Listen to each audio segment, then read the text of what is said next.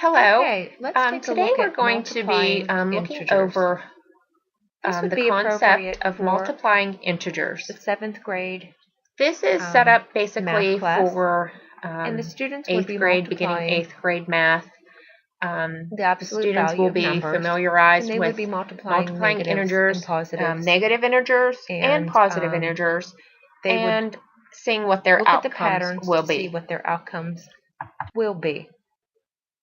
I think it would be a good idea to go through this, get some good practice, and go over the different patterns so that students are able to see what types of patterns to use, and that the rules hold true no matter what numbers you have, or what the negatives, or what order they are in.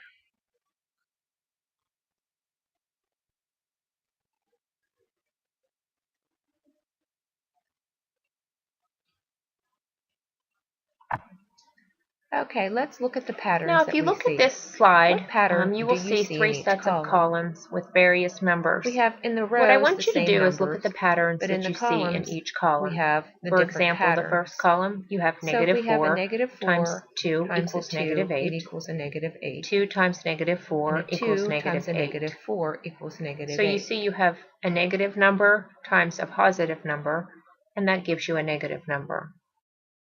In the second column, you have a negative 4 times a negative 2 equals 8. A negative 2 times a negative 4 equals 8. You have two negatives, and when you multiply them, you will get a positive. The last row, the first set, you have two positive numbers that you're multiplying together, which are 4 times 4 and 2. So 4 times 2 equals 8. And 2 times 4 equals 8. So if you look at the other set of numbers below each column, it's pretty much the same pattern. So if you have a negative and a positive, it's a negative. Two negatives equal positive, and two positives equal a positive. And we will go to the next slide and look at each one in a little bit more depth. Now let's look at multiplying negative and positive signs.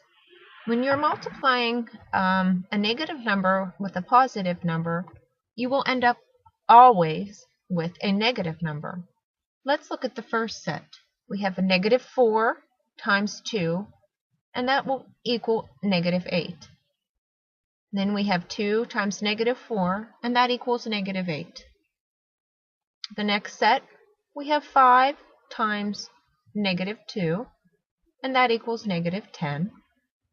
Then we have 2 times negative 5, and that equals negative 10.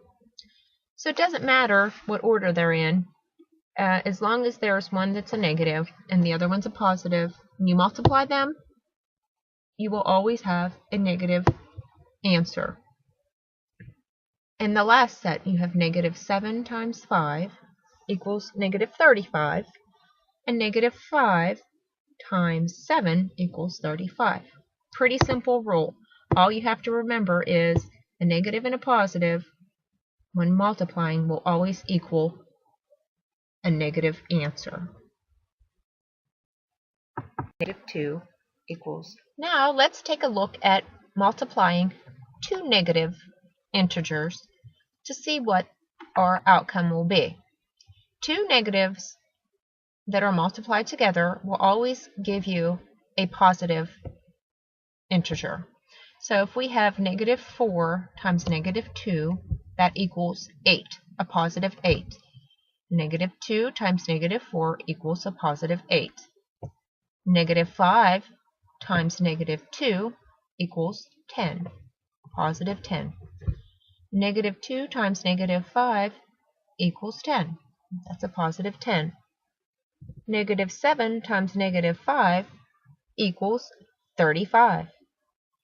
And negative 5 times negative 7 equals 35. So the key here is to remember a negative times a negative number will always give you a positive.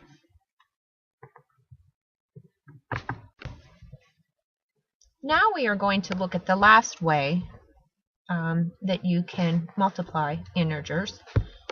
And as long as you remember these simple rules, you will do fine.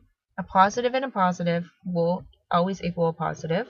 So we have 4 times 2 equals 8. 2 times 4 equals 8. 5 times 2 equals 10. 2 times 5 equals 10. 7 times 5 equals 35.